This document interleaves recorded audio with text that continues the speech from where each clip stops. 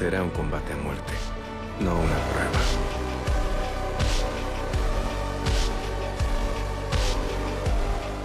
A nova leva de capítulos de Baki Bakidou chegou. O destino do mundo livre depende dos guerreiros atuais, mas nenhum conseguiu parar o lendário samurai. Miyamoto Musashi se tornou o inimigo número 1 da nação, e o medo tomou conta da cidade. Até mesmo o velho Tokugawa está apreensivo ao perceber que talvez tenha invocado um mal que não pode conter, e o mundo pagará um preço alto por sua curiosidade.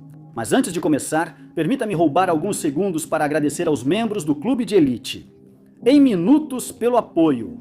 Sem eles, nada disso seria possível. Quer fazer parte da família e acessar conteúdo exclusivo, atualizado semanalmente? Clique no botão Seja Membro abaixo. Agora, vamos começar. O segundo lote de capítulos começa com o número 14, que retoma exatamente de onde paramos na história anterior. Piccolo finalmente apareceu na cidade depois de arrastar uma criatura gigante por todos os esgotos. Por isso, a cidade já tem um plano definitivo para capturá-lo.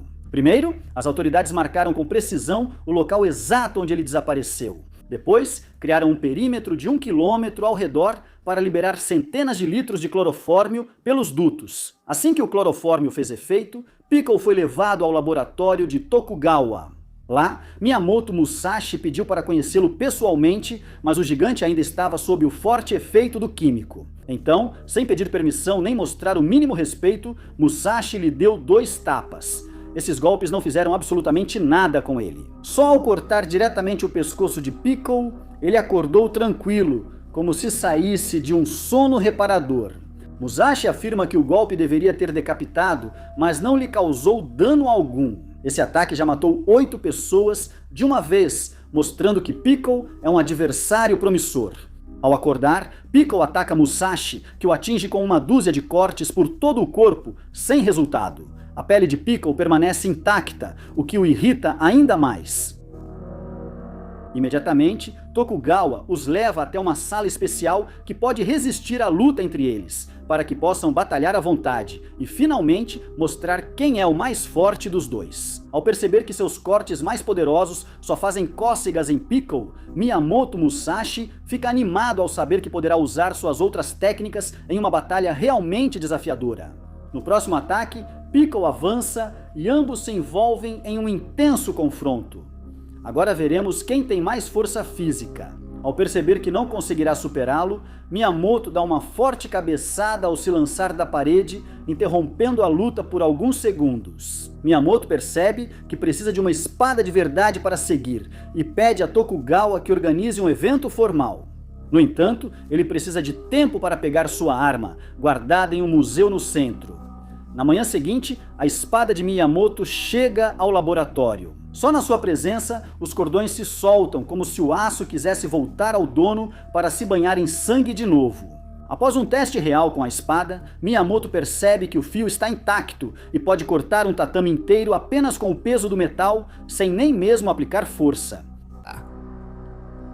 Mesmo assim, Motobe segue indo à vila implorar de joelhos a Tokugawa para enfrentar diretamente Miyamoto Musashi. No entanto, o velho informa detalhadamente sobre a luta marcada entre ele e Piccolo, onde absolutamente todas as armas conhecidas serão permitidas. Mas há um problema sério que está chamando muito a atenção de Tokugawa, desde que Piccolo chegou à arena de combate. Ele não deu uma única mordida na comida, e já se passaram 4 dias inteiros. Por isso, Baki decide se aproximar com calma para conversar com ele. Apesar de Piccolo não falar, Baki tem um talento único para entender o que ele tenta comunicar. Ao conversar com o velho Tokugawa, ele diz que Piccolo tem certeza de que Musashi será sua próxima presa, sem necessidade de uma verdadeira batalha. Naquela noite, Tokugawa convida a Doppo para jantar e pergunta a quem ele apoia na luta. A espada mortal de Musashi ou a pele de Piccolo, tão dura quanto as presas de um tiranossauro, já conhecido como o homem vivo mais forte. A diferença é a época em que viveram. Musashi estava habituado a lutar contra homens e atravessar armaduras de tecido ou couro. No entanto, comparar isso com ter lutado contra os próprios tiranossauros, Rex, é algo extremamente difícil, por isso ninguém faz ideia de quem poderia vencer. Mas o que realmente preocupa Tokugawa é o que Piccolo planeja fazer. Por isso, naquela mesma tarde, durante o almoço, ele revela que o gigante do Cretáceo planeja comê-lo vivo, o que Musashi Miyamoto acha uma ideia muito engraçada. De volta à arena de combate, Piccolo não se moveu nem um centímetro. Já se passaram 6 dias inteiros sem comer ou beber absolutamente nada. Basicamente, ele está preparando seu corpo para ficar o mais faminto possível quando o momento da grande batalha começar. Na manhã seguinte, chega o momento decisivo. Todos compareceram empolgados para ver o que acontecerá entre Musashi Miyamoto e o Colosso do Cretáceo, que esteve se preparando para devorá-lo, não apenas para vencê-lo. O que o público esperava era uma cerimônia formal de início, mas isso nunca acontece. Assim que Piccolo vê Musashi, ele avança selvagemente sobre ele. Musashi reage rapidamente, atacando-o diretamente no rosto com sua espada afiada. A lâmina da espada o acerta bem no meio do rosto, mas não aparece nenhuma gota de sangue, já que sua pele grossa e seus músculos absorvem o impacto. Musashi é lançado com grande força contra a parede pelo ricochete. Logo após, revela-se que a espada cortou levemente a pele de Piccolo, que começa a sangrar, mas Musashi ainda não consegue se levantar do golpe. O pior é que Piccolo agora está com a espada e avança para cortar Musashi. Nesse momento, ele ataca o olho do inimigo com a espada fantasma, bloqueando sua visão por meio segundo, tempo suficiente para recuperar a espada real e lançar um novo ataque fulminante. Na sua próxima sequência de ataques, Musashi corta com maestria as articulações, os cotovelos, os joelhos e os ombros. Ele destrói tudo o que está envolto em tecido conjuntivo, fazendo o sangue do gigante jorrar. Musashi tinha certeza de que sua espada conseguiu cortar todo o corpo, mas na verdade ele só causou feridas superficiais, porém profundas. Em alguns minutos, Piccolo vai acabar sangrando até a morte, o que não seria uma vitória muito honrosa para o samurai. Nesse momento, Piccolo avança ferozmente sobre Musashi e o morde diretamente no ombro. Musashi já estava esperando por isso. Ao colocar toda a sua força na mandíbula, o corpo do colosso ficou indefeso. Isso permite que ele faça um corte profundo no ombro, inclinando a batalha a seu favor, embora agora tenha perdido uma pequena parte do seu corpo. O sabor da carne de Musashi desperta algo novo em Piccolo e seu corpo começa a mudar. As feridas não se regeneram, mas o sangue para de escorrer e seus membros se alongam até se assemelharem aos de uma besta. De acordo com o que Musashi pode ver, os músculos de seu rival cresceram tanto que bloquearam completamente a saída de sangue, mas isso não significa que ele não possa fazer novos cortes. Por isso, ele espera pacientemente o momento exato para agir. Na verdade, agora ele está gostando muito de poder cortar várias vezes seguidas o mesmo inimigo. Isso não acontecia com ele há muito, pois seus oponentes sempre morriam no primeiro golpe de sua espada. Quando Musashi se prepara para seu corte final, Piccolo começa a agir de forma estranha.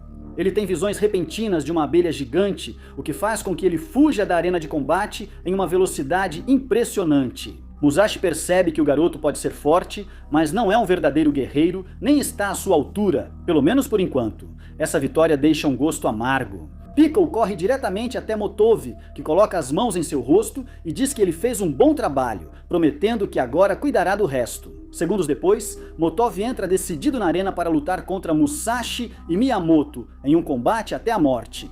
Tokugawa tenta impedi-lo, dizendo que não é o momento, mas Motove, cansado de conversar, vai até Musashi e avisa que se não lutar, o esfaqueará pelas costas.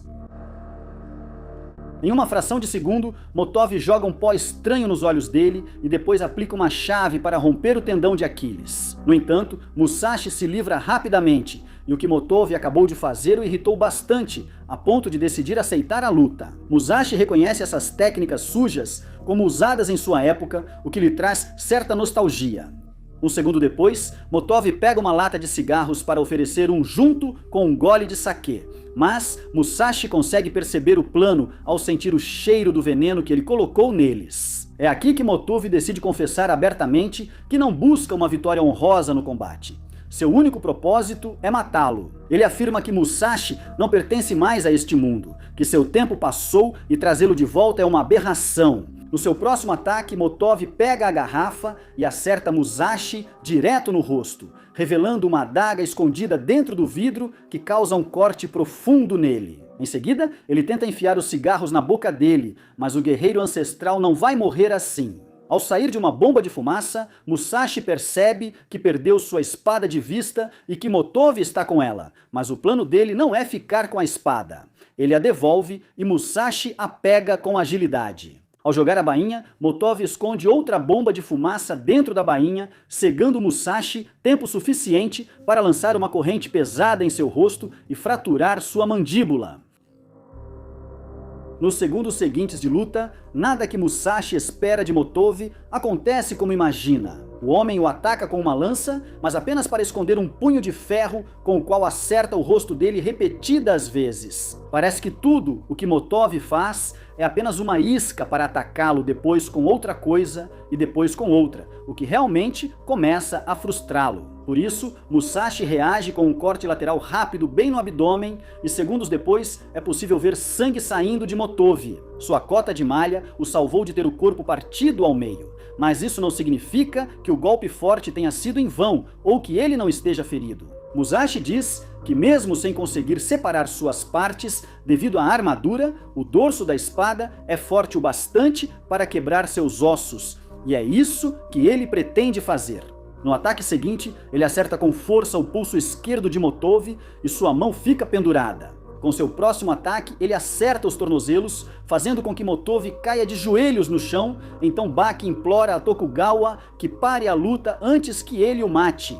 No entanto, Motov ainda não terminou, ele avança sobre Musashi e lhe dá uma cabeçada no rosto. Sem seus tornozelos saudáveis e com as pernas sem responder, Motov só tem um caminho claro a seguir. Ele envolve firmemente o pescoço de Musashi com seu braço e, usando-o no maxilar, morde a si mesmo para garantir um mata-leão.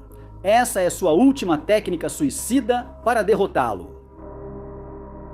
Musashi usa sua espada para perfurá-lo no ombro, mas a cota de malha impede que ele consiga mover a lâmina para os lados. O tempo que passa com o braço pressionando seu pescoço é demais, então ele acaba perdendo a consciência e Motov é coroado como o vencedor. Após mais de 1 minuto, Musashi recupera os sentidos e se levanta. Ele reconhece a derrota com honra e agradece a Motov por mostrar que ainda precisa melhorar. Com um só golpe, ele tira a espada do adversário e vai para a saída. Ainda naquela tarde, Motov recebeu atendimento médico. Seus pulsos e tornozelos estão destruídos, então ele não conseguirá andar nem se alimentar sozinho por um tempo. Naquela noite, Musashi estava do lado de fora da vila quando um grupo de oficiais tentou prendê-lo, mas esse foi seu maior erro. Todos acabaram no chão e um detetive perdeu um olho. Horas depois, saiu uma ordem oficial de prisão em seu nome. Mesmo com a calma impressionante de Musashi nas ruas, um esquadrão de 100 policiais nada pôde fazer e ele acabou cortando o capitão Ozuka ao meio. O segundo no comando não ia permitir isso, então chamou um tanque com um canhão d'água para detê-lo. Mas Musashi também o cortou ao meio, não deixando outra opção a não ser um confronto direto. O lendário samurai contra 100 oficiais antidistúrbios. Antes de Musashi matar seus homens, o oficial sacou um taser secretamente modificado. Sua potência lhe havia sido multiplicada por 10, passando 500 mil volts diretamente pelo corpo de Musashi e conseguindo derrubá-lo no chão. Mas Musashi só tentava entender essa técnica desconhecida, a eletricidade, e passou a chamá-la de feitiçaria, algo que não pretende tolerar. Com um ataque fulminante, ele decapitou o oficial antes que este atirasse novamente. Um exército sem líder é só um grupo de indivíduos fracos. Por isso, Musashi não vê uma razão válida para desembainhar sua espada novamente. Então ele simplesmente vai embora do local, deixando todos com as calças molhadas de puro medo. Agora, a cena muda para os Estados Unidos, onde o presidente Obama e o futuro presidente Donald Trump estão incrédulos com o país, prestes a assinar um contrato formal de não agressão com uma única pessoa. É como aceitar a derrota vergonhosa de toda uma nação para um único homem. Mas eles não estão falando de Musashi, e sim de Yujiro, o ogro com quem não querem ter nenhum problema, apenas um pacto de não agressão e cordialidade. Trump não acreditava no que diziam na reunião. mas ao ver Yujiro, não conseguiu evitar se mijar. Com a Constituição em mãos, ele firmou o maior pacto de não agressão já assinado e o adulou exageradamente durante todo o tenso encontro. Já Buck se encontra com Doppo e Katsumi Dobe para discutir o que está acontecendo com Musashi.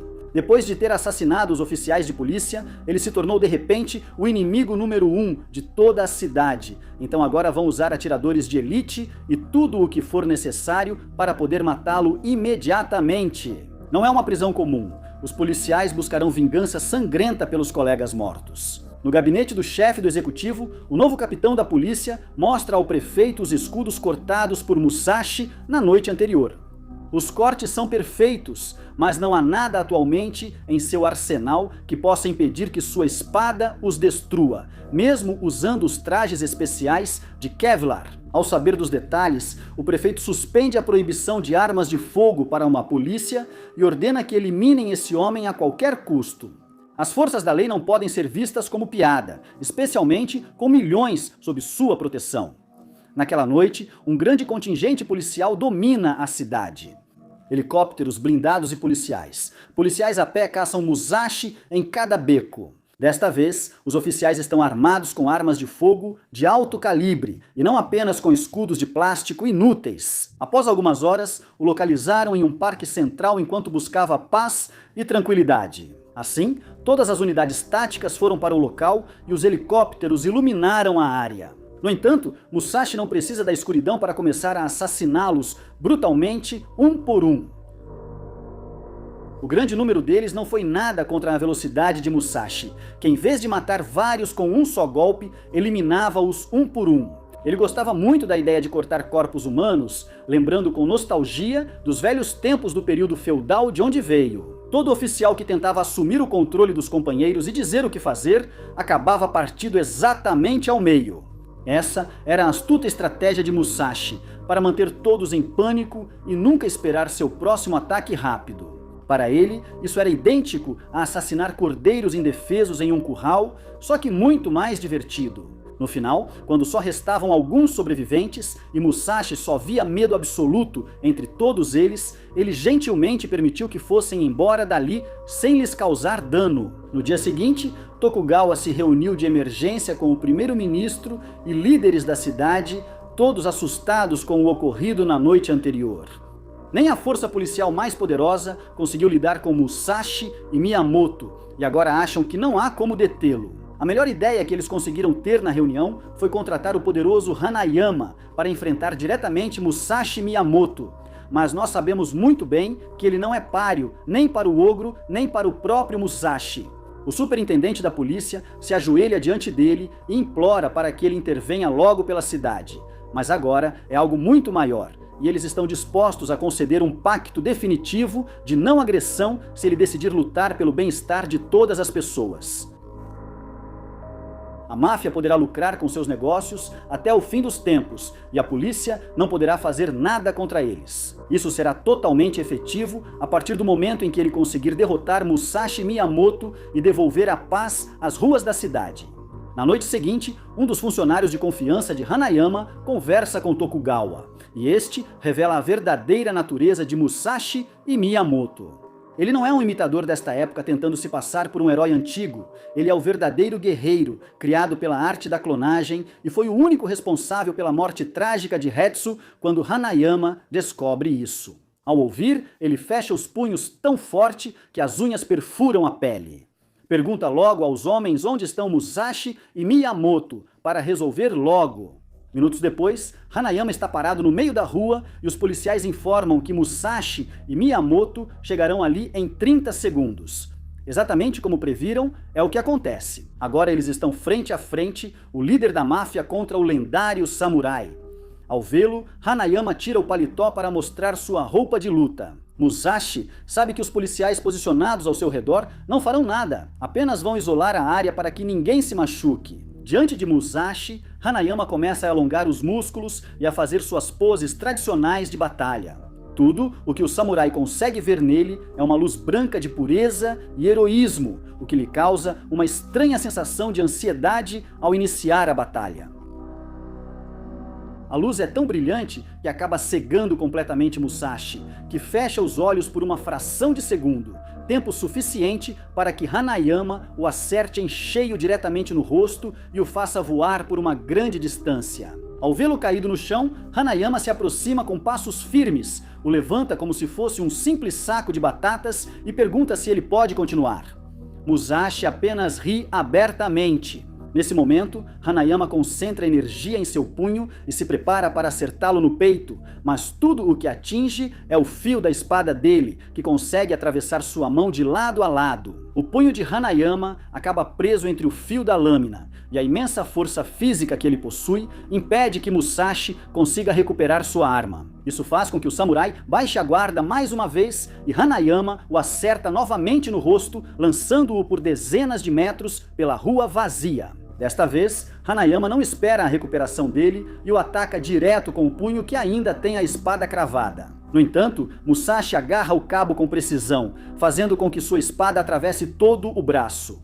Hanayama recua ao sentir uma dor que jamais havia experimentado. Nesse instante, Musashi aproveita e usa sua segunda espada para desferir um corte que deveria partir Hanayama ao meio, mas só causa um corte leve nas costas dele, deixando claro que não enfrenta um homem comum. Para continuar a luta, Hanayama se oferece para devolver sua espada e estende o punho ferido para frente, para que Musashi possa pegá-la com calma. Mas ao ver que Musashi não se move nem um centímetro, Hanayama arranca a espada do próprio punho à força e a joga com toda a sua energia. Musashi a pega no ar com agilidade e agradece profundamente pelo gesto nobre. No ataque seguinte, Hanayama tenta acertá-lo com um uppercut brutal que separaria a cabeça do corpo, mas falha na tentativa. Algo que Musashi não faz, pois o ataca imediatamente pelas costas meia dúzia de vezes, causando cortes severos semelhantes ao primeiro. Por causa disso, nosso herói está perdendo muito sangue no asfalto. No movimento seguinte, Musashi entra em um agarrão de força intenso, o mesmo que fez com Pickle na luta anterior, esperando que a potência seja semelhante. Porém, Hanayama é extraordinário e dobra o pulso dele como papel, mostrando força superior. Muito além do que esperava, a garra de ferro de Hanayama agarra com brutalidade o rosto de Musashi, que imediatamente percebe que esse cara tem força suficiente para esmagar completamente seu crânio. Por isso, começa a sentir certa tensão e usa uma antiga técnica ninja para se libertar. Com uma bomba de fumaça, ele planeja fazer Hanayama recuar, mas este não cede e se mantém firme. Então Musashi decide atacar de outra forma e faz um corte profundo no abdômen dele. Esse ferimento seria suficiente para que o combate fosse considerado definitivamente encerrado. Pouco depois, Hanayama sinaliza para um funcionário que traz bandagens e as aperta em seu abdômen, estancando o sangramento e permitindo que continue a luta. No entanto, isso já está decidido há um tempo. Em seu próximo ataque massivo, Hanayama não consegue suportar os 10 cortes seguidos vindos das duas espadas de Musashi. O que vemos a seguir é como ele desaba completamente no chão, finalmente aceitando a derrota. Mas Musashi não está convencido de que isso deva terminar assim. Por isso, ele se aproxima friamente para cortar a cabeça de Hanayama. Nesse exato momento, Baki aparece e diz a ele que já venceu o confronto. Não é necessário assassiná-lo sem piedade, e ele o alerta que se ousar desembainhar sua espada novamente, então terá que matá-lo também ali mesmo. Os segundos preciosos que Baki ganha permitem que uma dúzia de policiais levem Hanayama rapidamente à ambulância e ao hospital. Na manhã seguinte, Tokugawa está contando a Musashi que a única pessoa no mundo que conseguiu vencer o ogro é Baki Hanma, o garoto que ele planeja enfrentar agora. Apesar do combate anterior ter sido uma simples brincadeira, ele não deve relaxar diante do que virá. Musashi, lembrando da luta com o ogro e sabendo que o garoto é ainda mais forte que ele, pede que o combate seja preparado imediatamente. Enquanto isso, Baki está no dojo, garantindo com total firmeza aos seus companheiros que não planeja apenas derrotar Musashi, mas que vai matá-lo sem hesitar. Ele sabe perfeitamente que o guerreiro não pertence a esta era atual. Por isso, é um problema grave que deve ser cortado pela raiz antes que saia completamente do controle. Uma vez que a arena está cheia de pessoas e o combate está totalmente preparado, é hora de Baki cuidar do que todos os seus companheiros de armas não conseguiram realizar. Na plateia, todos os seus amigos, rivais e mestres estão extremamente ansiosos. Esta não é apenas uma luta comum para decidir quem é o mais forte do mundo, mas sim que um dos dois não sairá vivo da arena. Uma situação extrema que não se repetia desde o trágico combate de Hetsu. Até mesmo o próprio Motove fugiu do hospital para ver essa luta histórica. Ele ainda não consegue andar por causa dos ferimentos, mas sua cadeira de rodas encaixa perfeitamente no corredor do último assento, de onde se pode ver tudo com clareza. Quando Musashi finalmente entra na arena de combate, os murmúrios das pessoas não o deixam em paz. Ele sabe perfeitamente que muitas das pessoas ali o odeiam e querem vê-lo perder, mas sua aura assassina é tão poderosa que acaba calando todos. Diferente da recepção fria que deram a Musashi, Baki recebe aplausos calorosos, pois todos acreditam que ele será o herói que o salvará desse sujeito. Ao olhar Baki nos olhos, Musashi percebe que o enorme banquete que viu da última vez que o enfrentou de repente se transformou em uma montanha interminável de pratos vazios. A própria essência do garoto havia mudado completamente. É como se ele tivesse devorado de uma vez toda a força que ainda tinha dentro de si, e agora sua aura era muito mais assustadora. Ao ver todos aqueles pratos vazios, Musashi começou a murmurar com raiva que acabaria com ele e beberia até a sua última gota de sangue. Foi então que o árbitro apareceu na arena e deu início formal à luta. Mesmo de longe, o público pode ver claramente como a força enorme de Musashi vai aparecendo pouco a ponto de suas espadas fantasmas se tornarem evidentes para todos os presentes. Baki ataca primeiro com agressividade, causando um corte na sobrancelha com um chute rápido. Musashi reage imediatamente e passa sua espada fantasma pelo tornozelo, fazendo com que o garoto sinta a dor real de perder um dos seus membros, mesmo que ele ainda esteja fisicamente ali. Nesse momento, Musashi começou a concentrar sua energia e em uma fração de segundo avançou com força. Mas quando tentou olhar para Baki, percebeu que o garoto havia desaparecido completamente de sua vista. O próximo que sentiu foi um golpe direto na boca do estômago que o deixou caído na arena. Os mestres na plateia perceberam que, na verdade, foram 3 golpes contínuos, mas aconteceram de forma tão rápida que pareciam um só, uma técnica especial que o mestre Shibukawa lhe ensinou. Revelando para nós que Baki não só acertou a boca do estômago, mas também atingiu a testa e as partes íntimas dele. 3 golpes simultâneos que agem como um só, mas que são capazes de derrubar qualquer um na hora. Musashi fica muito surpreso com isso. Ele possui a habilidade única de detectar quando uma pessoa está prestes a atacar diretamente do subconsciente dela. Mas com Baki, isso se torna inútil. O jovem parece estar a toda velocidade mesmo parado, prometendo uma luta interessante daqui para frente. Ciente disso, Musashi invoca novamente suas espadas fantasmas, mas agora com tanta intensidade que até o público vê claramente seu reflexo. Quando Baki ataca mais uma vez, ele não consegue evitar ficar imóvel ao sentir a espada atravessar completamente seu corpo. É algo que não se pode descrever facilmente. Seu corpo permanece intacto, mas sua mente percebe que algo grave ocorreu, e esses milésimos de segundo já permitem que Musashi te cause grande dano. Por isso, Baki acaba sendo lançado com força para a borda da arena, onde leva alguns segundos para perceber o que acabou de experimentar. Mesmo assim, o garoto insiste com coragem, atacando várias vezes, ignorando seu corpo. Musashi desvia de todos os ataques rápidos e revida com um golpe forte, fazendo-o sangrar pelo nariz. Surpreendendo a todos, Baki pega as espadas na areia e as entrega a Musashi para que ele enfrente a morte em sua melhor forma. O velho samurai não acredita no que o garoto insinua com suas ações. Todos percebem que Baki está perdendo a luta. Mesmo assim, ele decide dar uma arma de verdade para que Musashi o mate, e o jovem ainda parece muito confiante.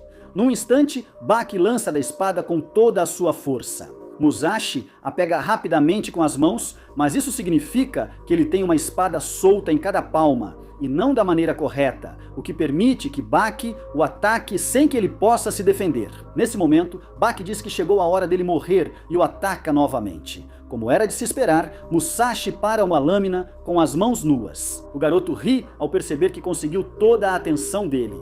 Por causa disso, Musashi não percebe que a velha Sabuko se joga sobre ele e une seus lábios aos dele. Ao apenas unir seus lábios com os de Musashi Miyamoto, a velha xamã Sabuko consegue extrair sua alma e a liberta para que retorne ao plano místico de onde veio, encerrando assim o combate. Uma vez que o perigo foi finalmente controlado, todos aceitam que essa era a única maneira real de conseguir deter Musashi Miyamoto. Nem Baki tinha certeza de que venceria em um duelo tradicional, então essa foi a única forma que encontrou para salvar a cidade. Tokugawa ordena que levem o corpo inerte e depois cria uma prisão especial de nitrogênio líquido, onde poderão honrá-lo até o fim dos dias como o maior guerreiro da história, entregando assim o final da série, exatamente de onde começamos, com um herói mítico distante do mundo atual. Certo de que Tokugawa dizia a verdade, Musashi Miyamoto é o maior guerreiro da história, e o mundo atual não está preparado para ele.